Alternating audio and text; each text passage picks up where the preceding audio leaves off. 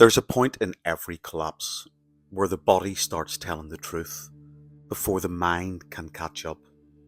You feel it in the stomach, the dissonance, the ache, the quiet panic, the lump in the throat. This doesn't make sense, but I still want them. The reason you couldn't win is because it wasn't a relationship, it was a simulation running on absence. What happened? You were idealized and then destabilized, then trapped in a loop of false repair. Let's walk through it clearly, not emotionally, but symbolically, as if we were unboxing a machine. Because what you were in was not a real relationship, it was a symbolic loop engineered by the narcissist to feed from the unresolved parts of your internal world. Here's the pattern. The initial conditions. A high-functioning false self, you, meets a grandiose, sealed absence. You were spotted not as a person, but as a carrier of idealization.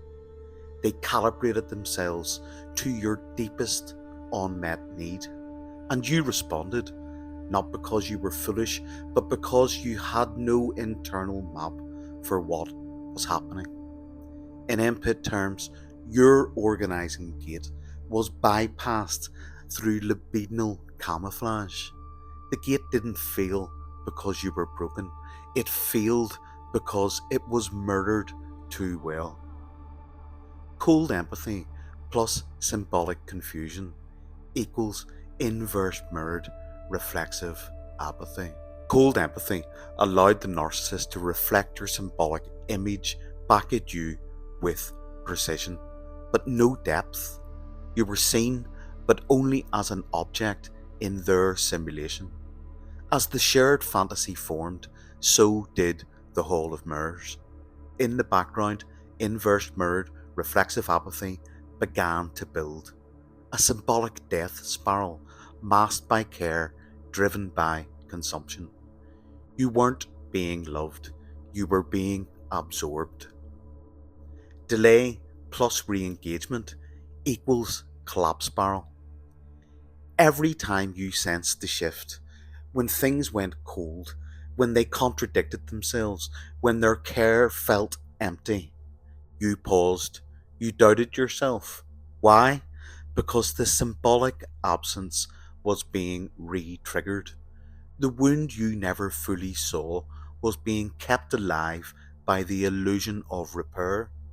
Hoovering wasn't love, it was system reset. The loop reloaded, the simulation resumed.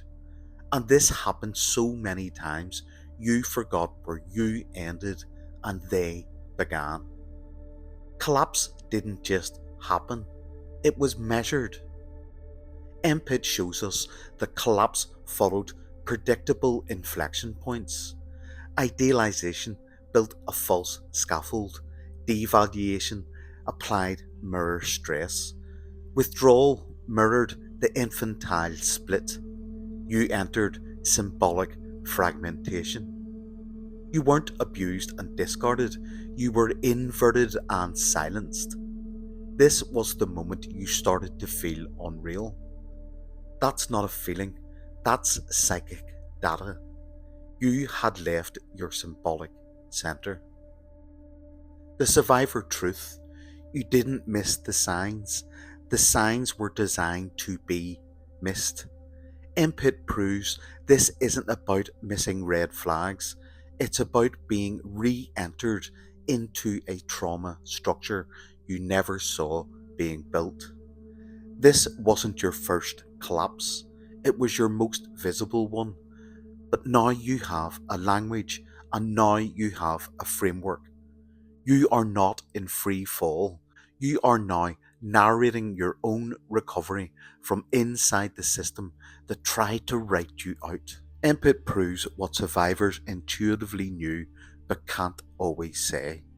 Collapse is a mirrored loop of unmet needs, symbolic absence, false repair, and identity inversion. And once you name it, you're no longer trapped by it. Let's keep building. Peace out. Loads of love.